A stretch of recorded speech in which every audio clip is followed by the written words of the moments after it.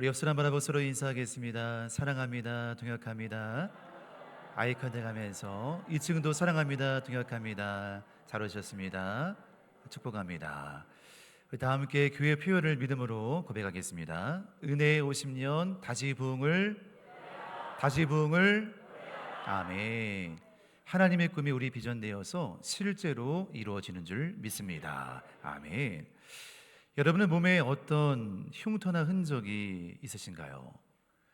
오래된 상처의 자국들, 또 어릴 적에 넘어졌던 무릎에 있던 흉터들, 또 오랜 노동을 통해서 손바닥에 새겨진 굳은 살들, 우리의 삶을 보여주는 흔적과 상처와 흉터가 다 있습니다.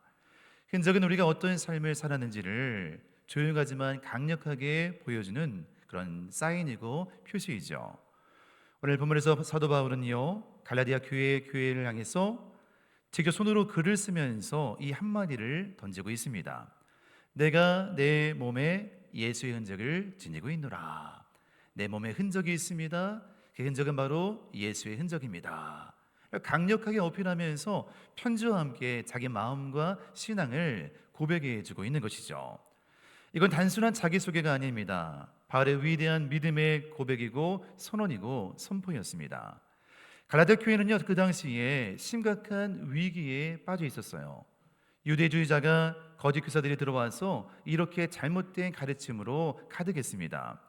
예수를 믿는 것만으로도 부족합니다. 육체의 할례를 받아야 진정한 하나님의 백성이 될 수 있습니다. 예수 이름이 소망의 구원인데 예수 이름 말고 다른 사인과 표징과 표시가 필요합니다. 할례를 통해서 하나님 백성임을 알 수 있습니다. 이런 잘못된 가르침들이 이 갈라디아 교회에 가득 넘치게 되었던 것이죠. 이것은 복음의 핵심인 오직 은혜를 허무는 것이었습니다. 바울은 편지를 통해서 계속 그들과 논변하면서 싸웠고요, 마지막 서신서에서 자기 몸에 새겨진 흔적을 좀 보아라 라면서 강력하게 어필하고 있습니다. 오늘 우리는 이 짧은 본문에서 세 가지 질문을 붙들 수가 있어요. 첫째는요, 우리는 무엇을 자랑하나요? 두 번째는 우리는 무엇이 되어가고 있나요? 그리고 세 번째 질문은요, 우리는 어떤 흔적을 남기고 있나요? 이 세 가지 질문 앞에 바울은 편지를 통해서 우리에게 신앙의 올바른 방향과 목적에 대해서 말씀하고 있습니다. 이 시간 말씀을 통해서 우리가 더욱 복음의 선함으로 견고해지기를 주의 이름으로 축복합니다. 첫째는요, 십자가만을 자랑하십시오.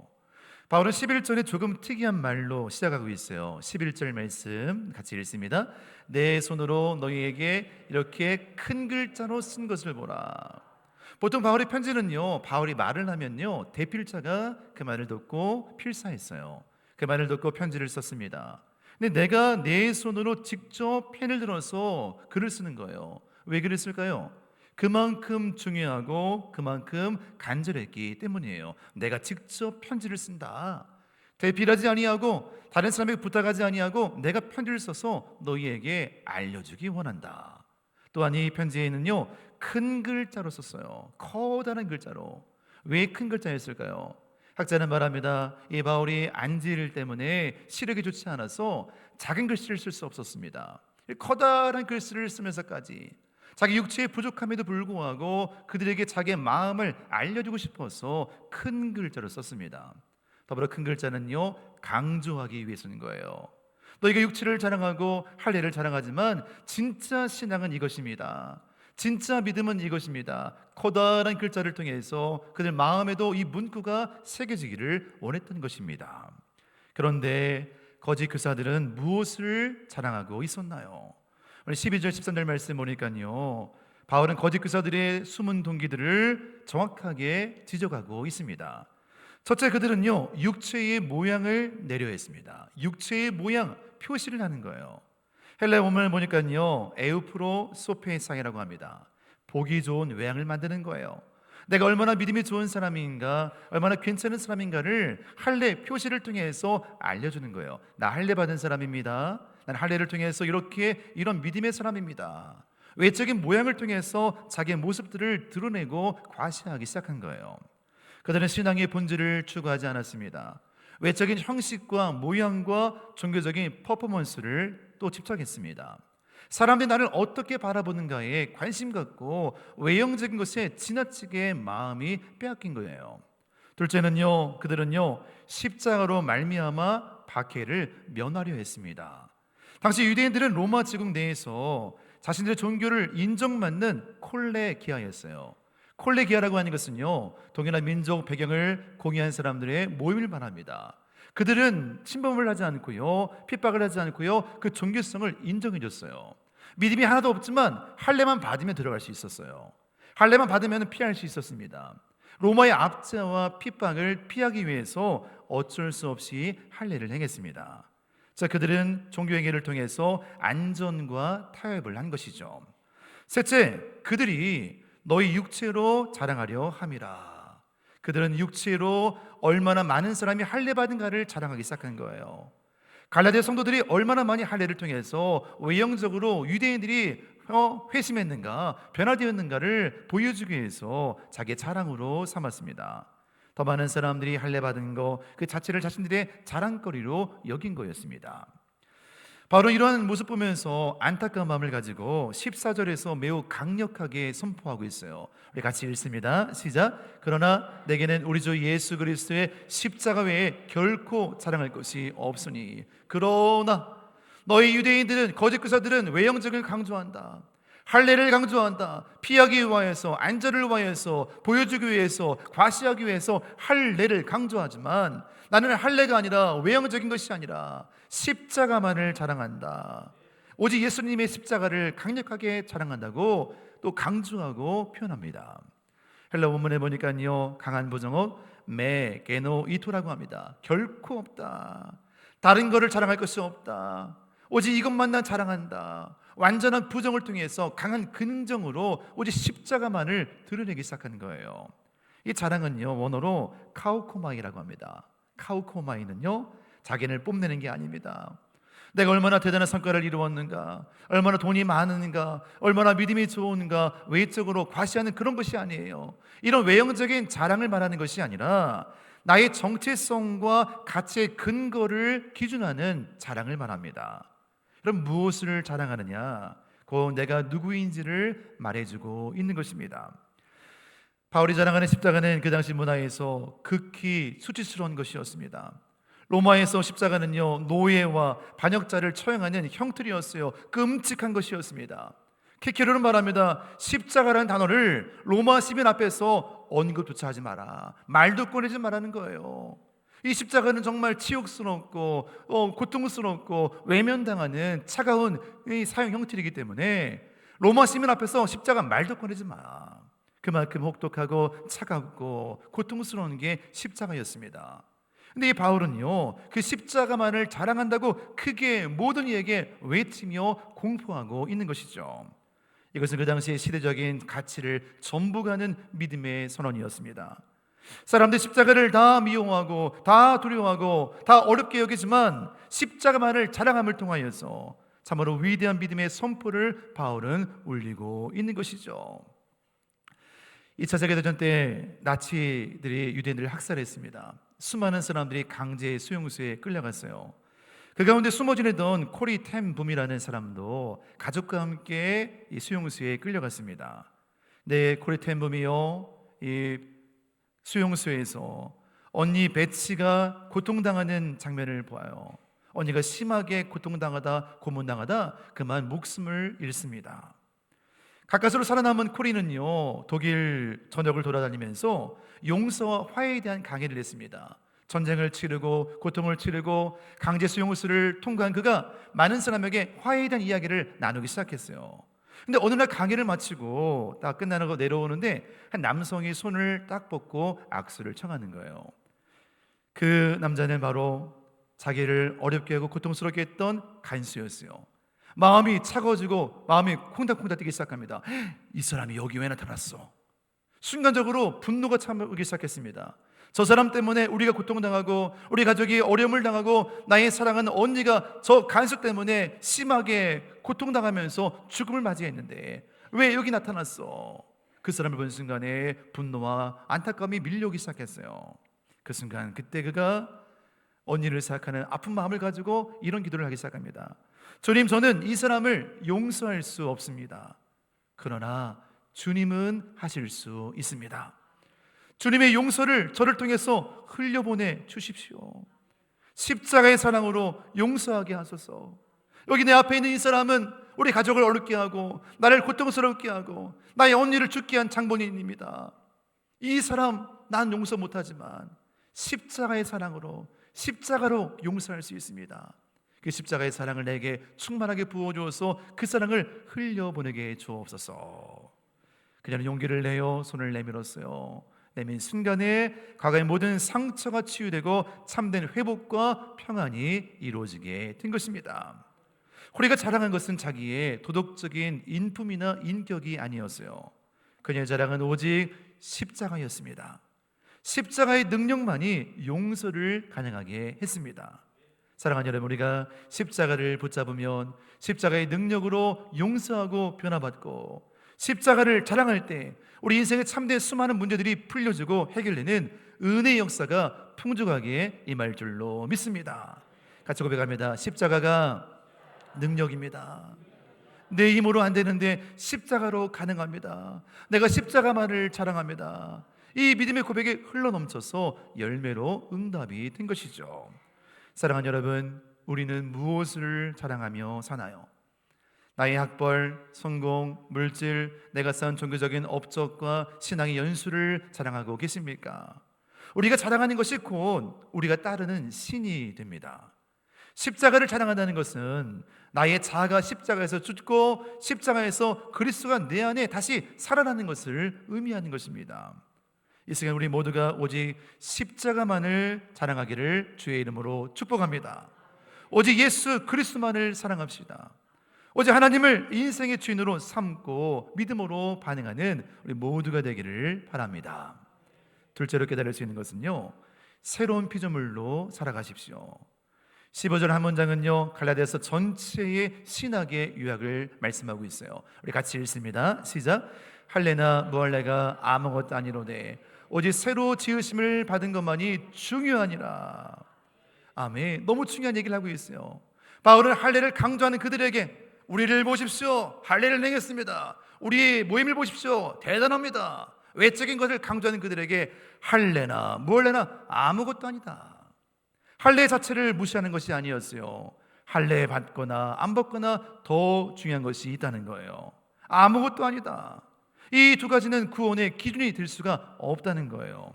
이 말은요, 당시 유대인과 이방인들에게 충격적인 선언이었어요. 유대인에게 할례는요, 언약의 표시였습니다. 종교적인 자부심이었어요. 할례 받은 것이 자기의 표징이었어요. 근데 바울은 그것이 아무것도 아니라고 딱 선언하는 거예요. 이거 아무것도 아니야. 여러분, 교회에 열심히 나온다고 구원받는 것이 아닙니다. 내가 열심히 믿음 생활하고 열심히 11조하고 열심히 봉사하고 열심히 헌신했다고 해서 구원받는 게 아니에요. 우리 언어를요, 오늘날로 번역하면 이렇게 할 수 있어요. 세례를 받느냐 안 받았느냐, 기도를 했느냐 안 했느냐, 신앙생활을 오래 했느냐 안 했느냐, 아무것도 아니로되. 그게 중요한 것이 아닙니다. 정말 중요한 것은 또 다른 것이 있습니다. 여기서 바로 이렇게 말하죠. 새로 지으심을 받는 것이 중요합니다. 같이 고백합니다. 시작. 새로 지으심을 받는 것이 중요합니다. 당신의 열정과 당신의 열심과 당신의 종교적인 율법적인 노력과 행위가 중요한 것이 아니라, 받았다고 구원받는 게 아니라 여러분 속사람이 달라져야 됩니다. 새로 지으심을 받아 변화를 받아야 됩니다. 이 놀라운 새로 지으심은요, 원어로 카이네 크티시스입니다. 이건 창세기 1장에서 말하는 창조예요. 새롭게 지으심을 받은, 새롭게 복음으로 창조가 되어야 되는 거예요. 외형만 갖췄다고, 모양만 갖췄다고 신앙인이 아닌 거예요. 나의 속사람이 정말 복음으로 거듭나서 새로운 존재로 지으심을 받는 거예요. New being, 새로운 존재, 거듭남이 일어나야 되는 것입니다.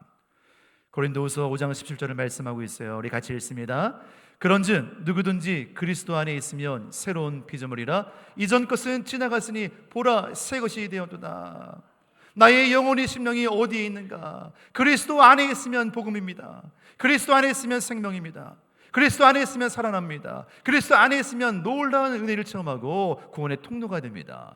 그리스도 밖에서 아무리 열심히 외적인 행위를 한다 할지라도 아무것도 아니에요. 아무것도 아니로되 우리 신앙의 자취를 걸음을 한번 돌아보며 바라봐야 돼요. 내가 지금 어디에 속해 있는가?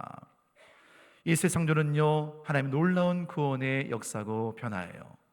오래도록 이 번데기가 있다가 나비가 되듯이 그 오랜 침묵과 은밀한 과정을 통해 우리가 새로운 존재로 거듭나고 변화되는 시간을 보내는 것입니다. 거짓교사들은요 외적으로 했냐 안 했냐, 할례가 있냐 없냐, 외적인 걸 가지고 내면을 판단하기 시작한 거예요.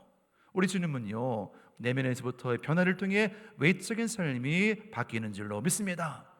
외적으로부터 내면을 바꾸는 것은 종교예요. 우리 기독교는 종교가 아닙니다. 나의 속사람이 변화되면서, 내가 달라지면서, 내 심령이 거듭나면서, 내 내면의 변화를 통하여서 외적인 삶이 변화되는 새로운 재창조의 역사가 임하게 되는 줄로 믿습니다. 세계적인 조각가 미켈란젤로가 유명한 작가고 또 조각가인데요, 많은 작품들을 만들었어요. 사람들이 물어봅니다. 어떻게 저 거친 대리석 덩어리에서 그토록 아름다운 멋진 작품들을 만들 수 있습니까? 이때 이렇게 대답을 합니다. 작품은 이미 대리석 안에 있었습니다. 다만 저는 그저 필요 없는 부분을 쪼아냈을 뿐입니다. 이것도 쪼아내고 저것도 쪼아내고 정을 가지고 이렇게 퉁퉁퉁 치면서 불필요한 부분들을 쪼아내니까 작품이 드러나게 된 거예요. 이것이 바로 새로운 피조물의 삶이라는 거예요. 하나님이 이미 우리 안에 놀란 그리스도의 형상을 심어 놓으신 줄로 믿습니다. 한번 따라해 보겠습니다. 내 안에 하나님의 형상이 있습니다. 창조할 때부터 아름다운 선하고 고귀한 모습이 다 있는 거예요. 하나님의 형상과 이미지가 다 담겨 있습니다. 세상살이 하면서 어느 순간에 이것도 붙고 저것도 붙고 하면서 내가 욕망과 야망의 덩어리로 꽉꽉 단단하게 만들어진 거예요. 이것을 우리가 쪼개고 부실 때, 제거 나갈 때 나의 원래 오리지널 모습인 아름다운 하나님의 형상이 드러나게 되는 것이죠. 성령님은 조각가가 되어서 우리 삶의 불필요한 부분들을 지금도 여러 깨뜨리고 저희 깨뜨리면서 만들어 가세요. 우리 속에 있는 교만을 깨뜨립니다. 두려움을 깨뜨립니다. 자기의 일을 깨뜨립니다. 거짓 자랑을 깨뜨립니다. 우리 숨어있는 모든 죄악들을 하나 둘씩 퉁퉁 치면서 떨어져 나가게 하는 거예요. 그래서 우리의 진짜 모습을 보게 하는 겁니다. 우리 영혼이 깨어질 때는요 아파요. 이 아픔의 과정을 통해서 진짜 내 속사람의 진짜 모습이 드러나게 되는 것이죠. 겉으로 포장된 모습이 아니라, 겉으로 좋아 보이는 모습이 아니라 내 영혼의 진짜 본연의 모습이 이런 시련과 연단과 고난을 통하여서 우리 진짜 나의 신앙의 모습이 드러나게 되는 것입니다. 우리는 신앙의 형식만을 바꾸려 할까요? 이렇게도 해보고 저렇게도 해보고 예배를 더 드려보기도 하고 더 기도도 해보고 작정도 해보고, 그러나 외형적인 신앙의 형식을 바꾸는 게 중요한 것이 아니에요. 우리의 존재 자체가 변화되고 있는가? 더 많은 종교 활동을 통해서 하나님을 기쁘게 하는 것이 아닙니다. 우리 이렇게 기도를 해야 되는 거예요. 주님, 저를 새롭게 변화시켜 주시옵소서. 같이 고백합니다. 주님, 저를 변화시켜 주세요. 내가 바뀌면 되는 거예요. 이런저런 외형적인 것을 또 하고 이렇게도 하고 저렇게 하는 게 아니라 내 속사람이 변화될 때, 내 안에 성령이 함께 하셔서 내 영혼을 다스리고 통치할 때 깨어지면서 나의 진짜 거룩한 모습이 드러나게 되는 것이죠. 이 고통스러운 변화 과정을 지나고 있다면 그것은 어려움이나 고통이 아니라 하나님의 새 창조의 과정인 줄로 믿습니다. 고난을 통해 하나님의 은혜를 알게 된 거예요. 이 질병을 통해 하나님의 사랑을 알게 된 겁니다. 안 되고 넘어지고 깨어짐을 통해서 내 진짜 모습이 발견되어지고 새롭게 빚어지게 되는 것입니다. 그 과정을 두려워하지 마십시오. 우리를 변화시키시는 성령의 조각칼로 온전히 우리의 영혼과 심령이 새로워지고 있는 줄로 믿습니다. 세 번째는요, 예수의 흔적을 지니고 사십시오. 바로 오늘 본문에서 너무나 귀한 고백을 그들에게 올려요. 큰 글자로, 아마도 이게 글자 가운데 가장 큰 글자를 썼을 것 같아요. 17절 말씀 같이 읽습니다. 시작. 이후로는 누구든지 나를 괴롭게 하지 말라. 내가 내 몸에 예수의 흔적을 지니고 있노라. 아마도 흔적, 예수의 흔적을 커다랗게 하고 동그라미를 쳤을 것 같아요. 여기 흔적이 있다. 이 흔적은 이 원어로요 스티그마타입니다. 스티그마타는 복수인데요, 하나가 아니에요. 여러 가지 흔적을 말하는 거예요. 내 몸을 펼쳐 열어보입니다. 내 몸에 이러한 많은 흔적이 있습니다. 이 흔적이 바로 내가 예수 믿는 증거입니다. 내 삶의 좌표이고 내 삶의 스토리고 이야기입니다. 이 스티그마타를 그들에게 보여준 거예요. 고대 세계에서 이 스티그마타라는 단어는요, 여러 의미로 썼어요. 노예에게 찍는 소유주의 낙인입니다. 전쟁에서 용사가 받은 영광의 상처요, 싸우다가 받은 상처 자국이에요. 신에게 헌신된 자가 드리는 문신입니다. 낙인, 상처, 문신, 스티그마타예요. 바울은 이 세 가지 모두 의미를 다 활용해서 고백합니다. 나는 예수님의 노예입니다. 나는 예수님을 위한 전사입니다. 용사입니다. 오직 예수님께 헌신된 자입니다. 예수의 흔적이 내 몸에 새겨져 있습니다. 바울은 그의 몸을 보여주면서 말하는 거예요. 실제 고난의 흔적들이 온몸 구석구석에 다 새겨지는 거예요. 고린도서 11장에는 그의 목록들이 잘 나와 있어요. 5번 39대 채찍질을 맞았습니다. 3번의 몽둥이 찜질을 받았습니다. 1번의 돌팔매를 받았습니다. 3번의 파선과 온갖 위험들을 받았습니다. 여기도 찢겼어요. 칼자국이 있어요. 그을림이 있어요. 온몸에 상처 자국으로 가득한 몸을 보면서 이것이 바로 복음 전하다가 선교하다가 받은 고난의 흔적입니다. 여기 안에 예수님의 이야기가 담겨 있습니다. 이것이 바로 확증이고 증명입니다. 거짓 교사들에게 마지막 편지를 쓰면서 예수의 흔적을 가졌노라, 내 흔적을 그들에게 알려주는 거죠. 이 바울의 최후 변론은 이것이었습니다. 당신들이 내 사도권을 의심하고 있는가? 그렇다면 내 몸을 보십시오. 이 흔적들이, 상처들이 내 사역의 열매입니다. 여러분, 흔적은요 거짓말을 하지 않아요. 거짓 교사들은 할례 받은 거 하나 가지고 자랑했지만 아무것도 안 이루되 그것이 아니라 온몸의 복음으로 인해서 당한 수많은 상처와 흔적들을 그가 보이면서 말하는 거예요. 이 흔적은요 세월의 시간을 통해 치열하게 살아나온 거룩한 표시였다는 것이죠. 바로 이 흔적을 이렇게 말합니다. 예수의 흔적이다. 같이 고백합니다. 예수의 흔적. 예수의 흔적인 거예요. 내가 실수해서, 내가 잘못해서 받는 고난이 아니에요. 복음 때문에, 예수님 때문에 당한 수많은 흔적들이 여기 온몸에 삶으로 새겨진 거예요. 이 흔적은 바로 예수님을 닮은 흔적, 예수님께 속한 흔적을 말합니다. 복음 때문에, 주님 때문에 수많은 세월을 견디면서 여기까지 왔습니다. 내 인생의 스토리가 여기 있습니다. 이 흔적이 간증이 됩니다. 이 흔적을 통해 주님만 자랑합니다. 하나님의 은혜로 여기까지 왔습니다. 이 놀란 고백이 우리 모두에게도 풍성해지기를 간절히 소망합니다. 바로 흔적을 통해 자기가 얼마나 열심히 살아왔는가를 자랑한 것이 아니었어요. 그가 누구를 따랐는가를 말하는 것입니다.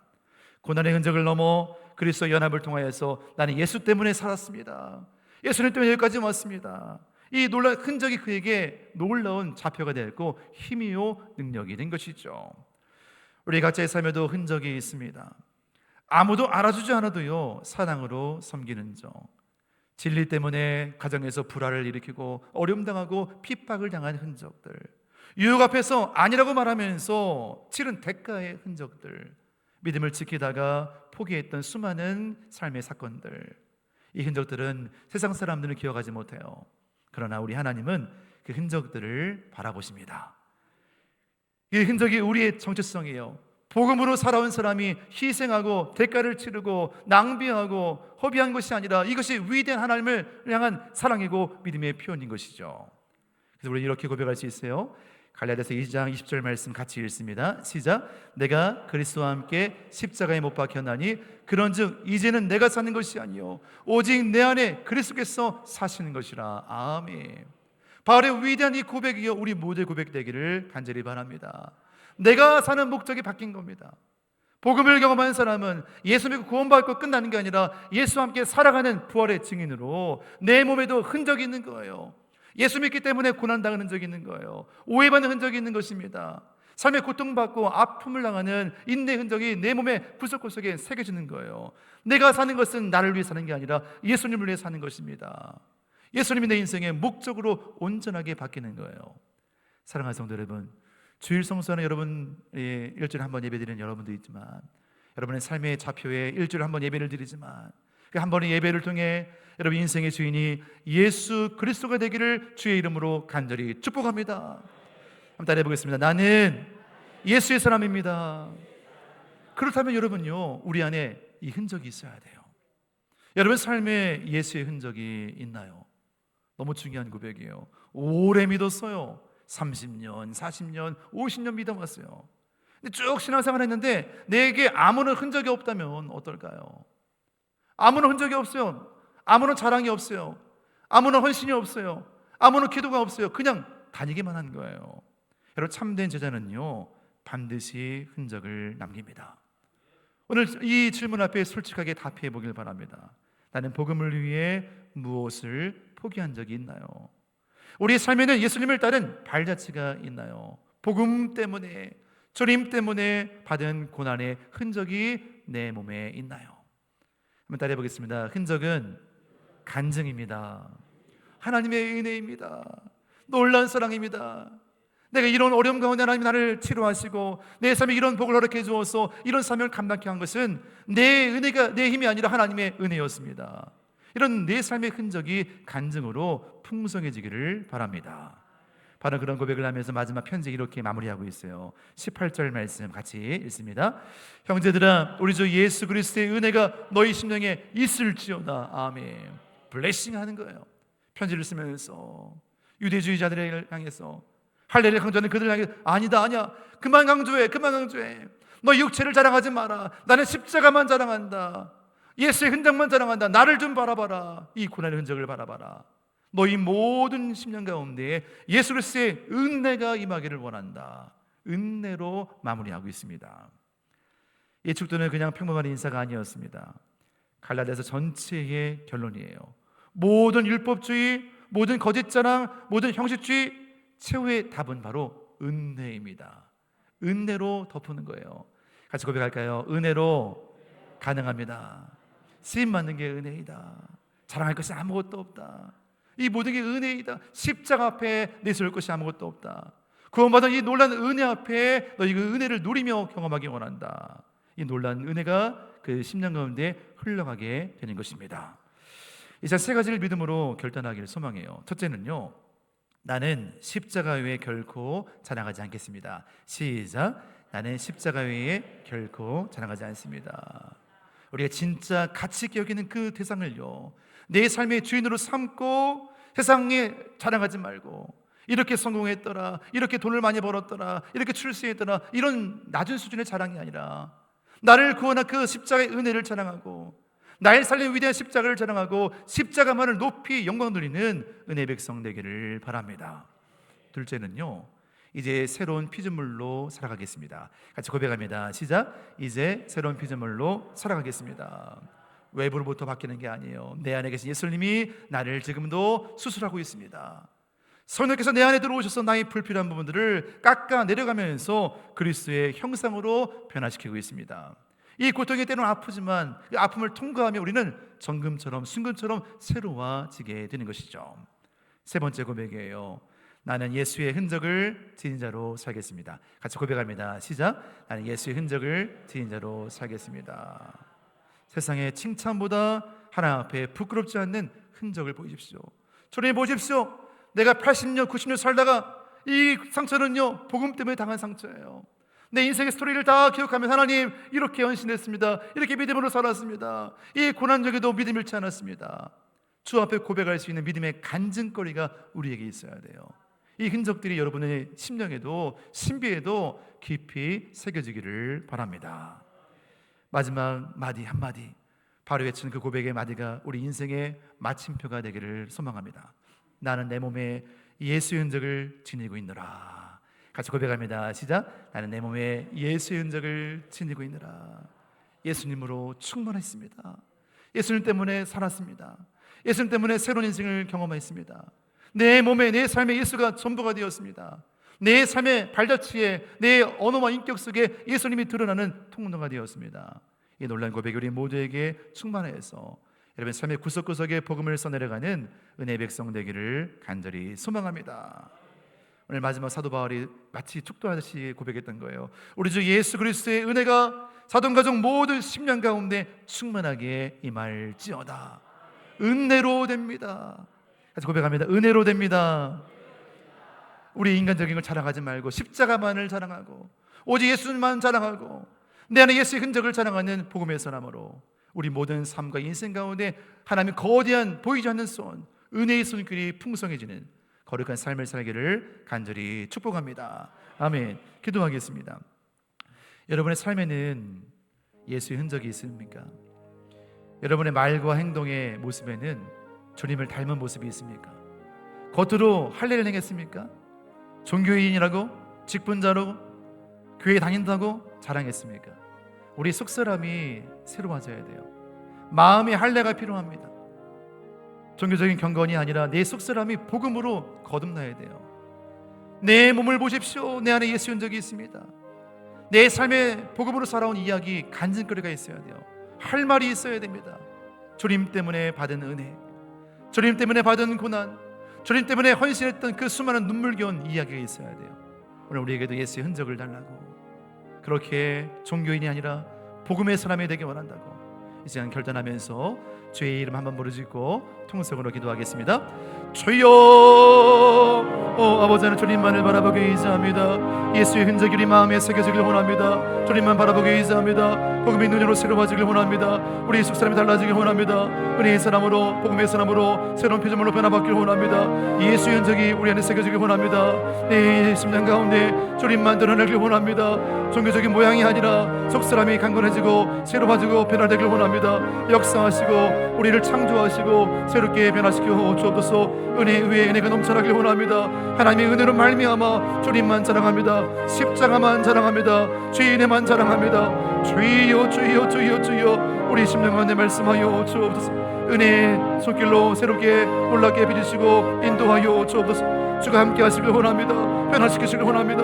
경건의 모양이 아니라 경건의 능력을 체험하길 원합니다. 진짜 믿음의 사람으로 거듭나길 원합니다. 예수 그리스도의 복음의 능력이, 예수 그리스도의 신선한 사랑이 우리 심령 가운데 충만하게 되길 원합니다. 역사하여 주옵소서. 임재하여 주옵소서. 주님, 우리의 아픈 상처를, 아픈 심령을 놀랍게 치료하시고 고쳐주어서 육체의 모든 질병이 치유되게 하시고 예수 그리스도의 흔적을 통해서 예수의 사람으로 놀랍게 변화시켜 주옵소서. 이 말씀을 믿습니다. 주가 행하심을 믿습니다.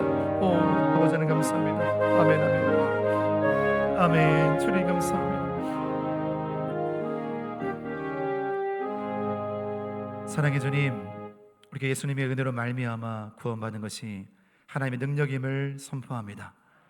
종교적인 열심 때문에 된 것이 아니라 하나님의 은혜로 말미암아 그 십자가의 피로 구원받고 변화가 되었습니다. 이제 예수를 믿고 살아가면서 우리 삶에도 예수의 흔적을 새기는 복된 삶을 살게 하여 주옵소서. 복음 때문에 받은 은혜, 복음 때문에 누리는 간증과 은혜가 넘쳐나게 하시고 많은 사람에게 내 몸을 봐라, 내 삶을 봐라, 예수가 함께한다, 그 위대한 사랑을 전할 수 있는 복음의 전파자가 되게 하여 주옵소서. 이제 교회만 다니는 종교인이 아니라 예수님을 영접하고 예수를 위해 살아가는 헌신자, 참된 제대로 살아가면서 이 땅의 복음을 증거하는 은혜의 통로로 아름답게 세워 주시옵소서. 감사하며 예수님의 이름으로 축복하며 기도드립니다. 아멘.